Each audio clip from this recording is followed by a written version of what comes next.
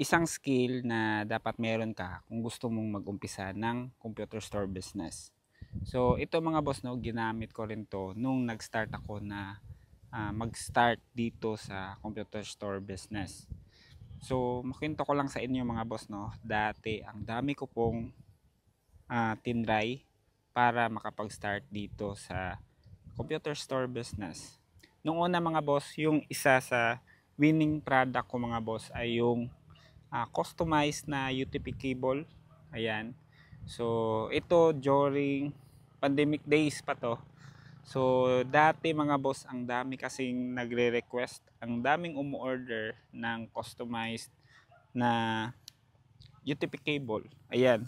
So, paldong-paldo ako dyan dati dahil ang laki po ng profit margin dyan. Though medyo ano siya, medyo masakit sa kamay every time na nagki-crimp ka. Pero okay yung start ko doon dahil ang dami pong umu-order sa akin dati. And because of that, unti-unti ko po siyang na-explore yung computer business, no? And then eventually nag-evolve kami. So nag-explore na rin ako sa mga computer parts, ayan, hanggang sa dumating kami sa mga laptops. Pero isa sa pinaka winning product ko talaga dati is yung mga customized UTP cable.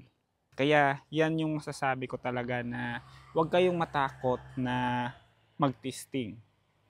Pakilala pala ako mga boss, no? Ako nga pala si Roger Silvido, isa po akong computer store owner at isang computer parts supplier. So kapag meron kayong kailangan ng mga computer parts supply, so you can DM me and then usap-usap tayo. Baka meron kami niyan. Ayun, so ngayon kasi mga boss, yung sinusuplayan namin, meron kami mga sinusuplayan ng mga computer store owner din, merong mga private companies, merong mga public companies din. So, ayun, more on B2B kami. And then meron ding meron kaming mga kagaya natin, no, mga computer store owners na bumibili sa amin. Meron din kaming mga resellers, dealers, ayan. So kaya if you need something, then you can message me. Ayun, so kaya yung isa sa mapapayo ko talaga sa inyo mga boss is dapat wag kayong matakot na mag-testing ng mag-testing. Sa pagninegosyo kasi, isa yan. Yung pagtitesting lang ng isang product or services, skill po yan. Dahil the more na you are growing, the more na lumalaki yung business mo, kailangan mahilig ka talagang mag-testing. Kailangan na malikot yung utak mo kung ano yung mga bagay na dapat mong i-testing para mapa-improve mo yung business mo. Ganun siya ka-importante yung skills sa pagtitesting. Doon mo kasi makakwalify, doon mo masasabi na ito gagana to sa amin, ito hindi to gagana sa amin. Ayun, so hindi porket nagnegosyo ka, ibuhos mo lahat. Ayun, pwede ka namang mag-start ng paunti-unti lang. You can start small and then dream big. Ayan, so wala pong bayad yan mga boss. Kailangan lang po natin na lakihan natin yung pangarap natin. Dahil the more na mas malaki yung pangarap natin, mas malayo yung mararating natin. At mas marami tayong taong matutulungan. Ayun.